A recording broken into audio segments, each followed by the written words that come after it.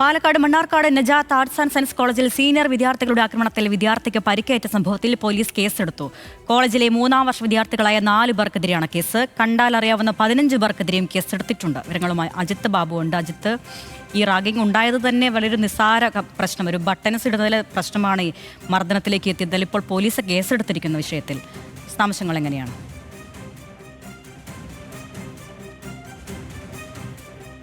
തീർച്ചയായും രമ്യ, ഇത്തരത്തിലൊരു ഗ്യാങ് ചേർന്നുള്ള റാഗിംഗ് ആണ് എന്നുള്ളതാണ് പ്രധാനപ്പെട്ട കാര്യം. അതിലാണ് ഇപ്പോൾ പോലീസ് കൂടുതൽ നടപടികൾ സ്വീകരിച്ചിരിക്കുന്നത്.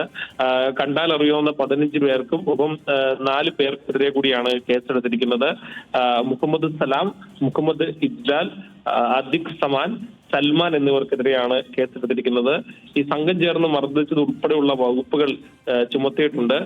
നമുക്കറിയാം, ഈ ബട്ടൺസ് ഇടുന്നതുമായി ബന്ധപ്പെട്ട് ബട്ടൺസ് ഇടാതെ ഇവിടെ കോളേജിൽ പഠിക്കാൻ കഴിയില്ല എന്നുൾപ്പെടെ ഭീഷണിപ്പെടുത്തുകയും അതിന് പിന്നാലെ മർദ്ദിക്കുകയും ചെയ്യുന്ന സാഹചര്യമായിരുന്നു ഉണ്ടായിരുന്നത്. ഇത്തരത്തിൽ അറാസൻസ് എന്ന് പറയുന്ന ഗ്യാങ്ങിൽപ്പെട്ട വിദ്യാർത്ഥികളായിരുന്നു ഈ മർദ്ദനം നടത്തിയത്. 3ാം വർഷ വിദ്യാർത്ഥികളായിരുന്നു.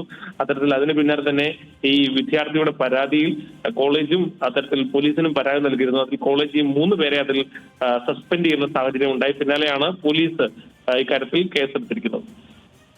ശരി, മണ്ണാർക്കാട് സീനിയർ വിദ്യാർത്ഥികളുടെ മർദ്ദനമേറ്റ വിദ്യാർത്ഥിക്ക് പരിക്കേറ്റ സംഭവത്തിലാണ് ഇപ്പോൾ പോലീസ് കേസെടുത്തിരിക്കുന്നത്. അജിത്ത് ബാബുവാണ് വിശദാംശങ്ങൾ നൽകിയത്.